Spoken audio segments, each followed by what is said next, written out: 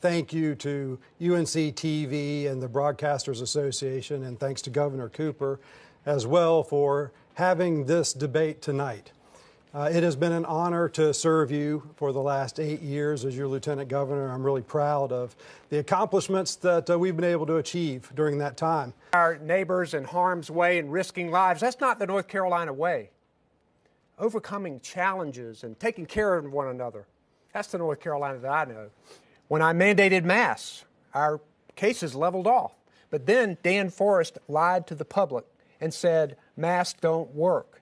He even sued me to stop our safety measures. Thank goodness he lost. Masks is a great cover for what he really doesn't want to talk about. The over 1.5 million people that he has left unemployed, the thousands of businesses that have been shut down, the thousands of businesses that will never reopen again. The suicide and addiction, drug addiction, alcohol addiction, and anxiety, depression, you name it, that's wreaking havoc on our state all over from one end of North Carolina to the next. So there's a lot of things in Governor Cooper's record that he just doesn't want to tell you. So he spends a lot of time talking about masks. Do what I just said. We would focus on protecting the most vulnerable. They're the elderly. They're over 70 years old. They have multiple comorbidities. That's where we should be spending all of our time and attention. We should allow healthy people to get back about life, back about work, back to school. Our kids have missed almost an entire year of school. People out there discouraging masks, when you have people out there trying to prove that there's not a pandemic, then you end up having more people who are infected. Are you personally against it, people deciding? I'm not personally against people deciding at all. I've never said that. In fact, I've always said it should be a personal responsibility choice. It doesn't need to be a governor's mandate. We don't need a governor that treats us like 5-year-olds. We need a governor that does protect us, but not treat us like we're little kids. Our public schools can be open the same way. The governor won't take any advice from anybody. I've talked to multiple nurses, COVID nurses that are frontline nurses, said they've tried to contact the governor's office. They've contacted Mandy, contacted their superintendent saying, we'll help you get open. We're dealing with COVID frontline every single day. We know how to do this. We can keep kids safe. We can keep teachers safe. Let's get our schools open because this is far more dangerous for our kids. We need to invest.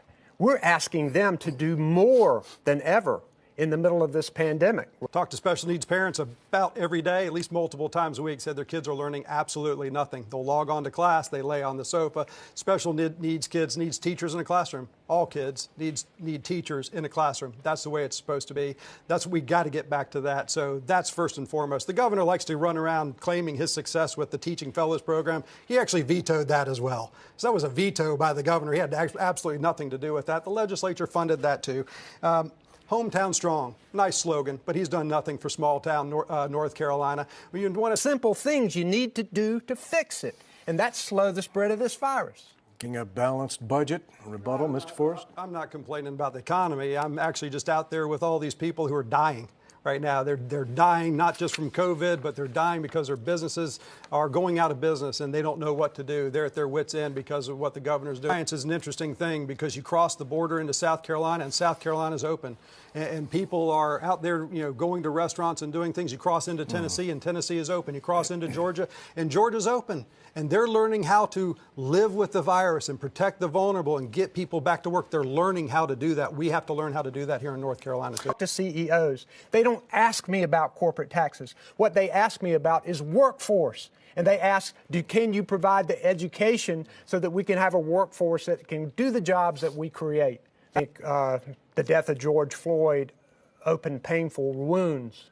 And we need to listen to people who lift up their voices for equality and justice.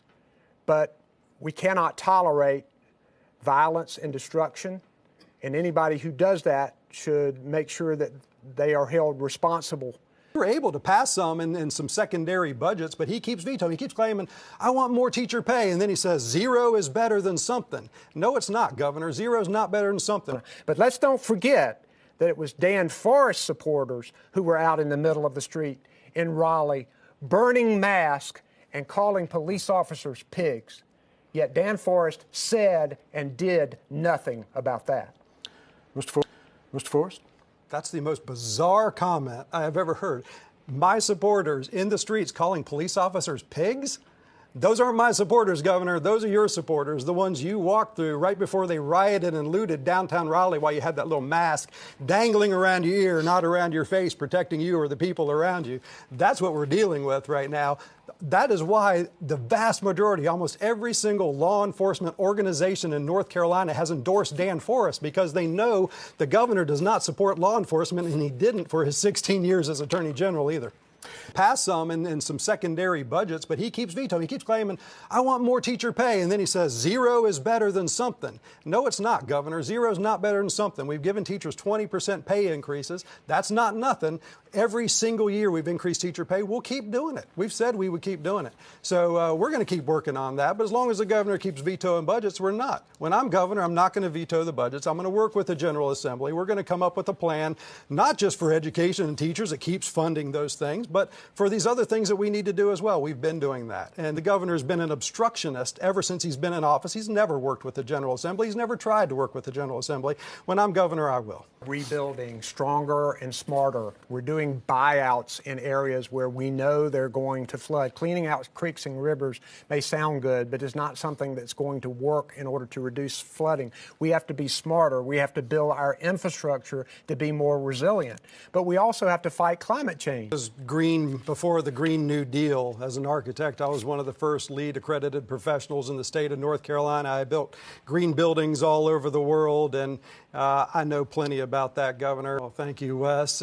First, thanks to all the people in North Carolina for taking time to watch tonight. I hope this helps you figure out your decision of who you want to vote for governor.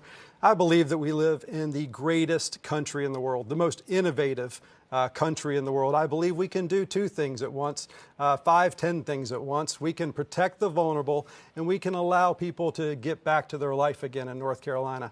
I believe it's time to stop the fear and panic campaign and move on to hope and opportunity for people. I believe we need a governor that can cast a vision for the state of North Carolina. Governor Cooper's been here for 34 years, never had a vision for this state. I will cast a vision. Mine's going to be based on unity, opportunity, and possibility. Creating unity for our entire state to bring us together, opportunity for education and the economy. But we really need a governor that can ensure the people of North Carolina that we're going to come through this stronger than ever before.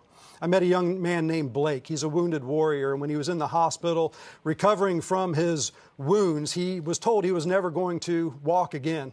And the commanding officer came in the hospital and handed him a Purple Heart Challenge coin and said, Blake, you are going to walk again, and you're going to come back stronger than ever before. When Blake told me this story, he said, I've been carrying that Purple Heart coin with me for 8 years. He took it out of his pocket and he handed it to me, and he said, I'm giving you this coin because I know that you give hope and courage to the people of North Carolina, and you're going to allow us to come back stronger than ever before. Thank you so much. Thank you.